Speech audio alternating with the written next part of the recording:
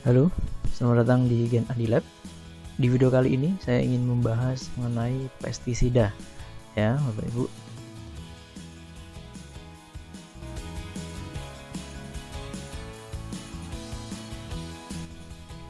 Oke, kita lanjutkan. Jadi aplikasi pestisida ya banyak macamnya dan metodenya juga macam-macam. Ada aplikasi di daerah pagar ya, sebagai border ya, buat kalau ada yang masuk udah kena pestisida dulu.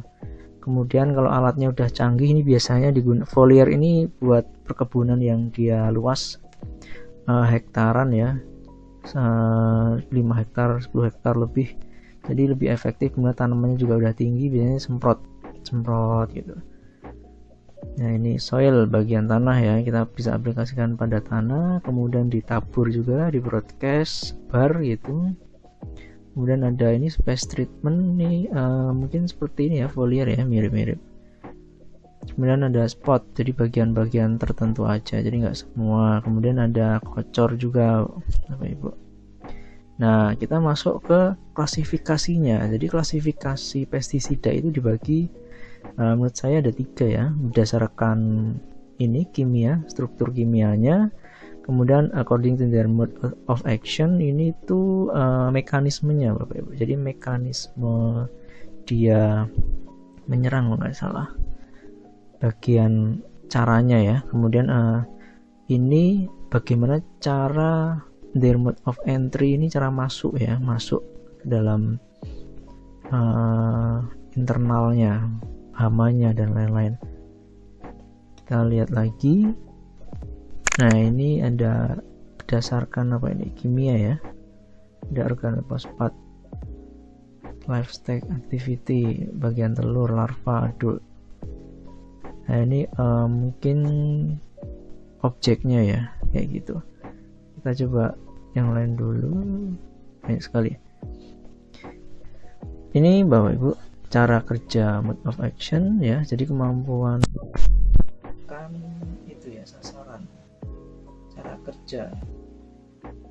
Oke sih, ini jadi misalnya ada racun perut, jadi merusak pencernaan jika tertelan serangga ya. Jadi metodenya merusak pencernaan, mungkin seperti racun tikus ya Bapak Ibu ya. Jadi tikusnya harus makan dulu biar nanti keracunan, kayak gitu. Kemudian racun kontak ini biasanya langsung efektif ya, karena mengganggu bagian kontak ya, kulit dan lain-lain. Kayak misalnya pestisida semprot, nyemprot nyamuk, nyemprot kecoa gitu-gitu, nah, bisa jadi racun kontak. Racun nafas juga masuk juga, racun nafas jadi berbentuk gas dan menguap. Nah, ini semua harus hati-hati ya Bapak Ibu ya. Jika terkena manusia juga kita bisa terkena dampaknya dalam jangka waktu panjang ya. Racun saraf merupakan pestisida yang mengganggu saraf, jadi sarafnya bisa terganggu.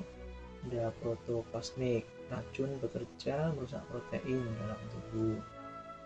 Kemudian ada sistemik, jadi racun ini, kalau yang sistemik ini Bapak Ibu, dia tuh harus masuk ke dalam tanaman dulu. Jadi dia masuk ke dalam tanaman, nah terus nanti jika ada hama menyerang tanaman tersebut ya itu bisa langsung terkena pestisida. Nah, yang sistemik ini Bapak Ibu, ini sering terbawa ketika panen. Nah itu bisa jadi bahan-bahan yang kita makan ya, atau cucinya nggak bersih, kemudian dia masih segar, itu bisa jadi Bapak Ibu langsung kita makan, itu bisa tertelan oleh manusia. Jadi memang ya harus hati-hati, dan mungkin kita buat menanggulanginya agar nggak sampai racunan ya, biasanya kita lihat dulu Bapak Ibu ya, ketika panen kadang ada beberapa hasil panen itu yang dari baunya, dari warnanya itu udah berbeda, biasanya kelihatan gitu. Ini kok baunya menyengat ya, ini kok baunya aneh ya, kok warnanya beda sama yang lain. Nah, itu bisa patut dicurigai karena pestisida kan dia baunya khas ya gitu. Jadi baunya unik, menyengat gitu ya, jadi pasti kelihatan ketika kita aplikasikan pada tanaman. Kita lanjut lagi berdasarkan struktur kimia Bapak Ibu. Nah, ini organoklorin, ini yang paling sering ya Bapak Ibu yang digunakan. akan jadi mengganggu sistem saraf, mengakibatkan dia hiperaktif, gemetar, kemudian kejang-kejang misalnya kerusakan pada saraf. Organofosfat juga sama, bagian saraf juga ini menghasilkan ini, menghambat enzim asetilkolinase sehingga terjadi penumpukan asetil. Sebenarnya nanti saya ada gambar, nanti akan saya jelaskan di gambar. Karbamat tidak kerja menghambat, ini sama dengan insek organofosfat, penghambatan enzim pada sistem saraf. Kemudian ada yang lain piretroid. Nah ini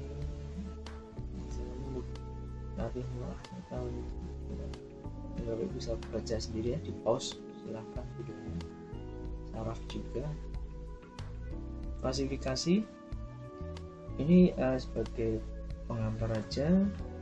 Jadi menurut saya ketika Bapak Ibu beli insek nggak perlu pusing sih, yang penting cocok sama sasarannya. Oh ini hama berarti menggunakan insek gitu aja, karena ini kan tercantum di merek-merek ya, merek perusahaan. Nah ini syarat-syaratnya ini harus detail ketika perusahaan membuat produk, arahnya kemana kayak gitu.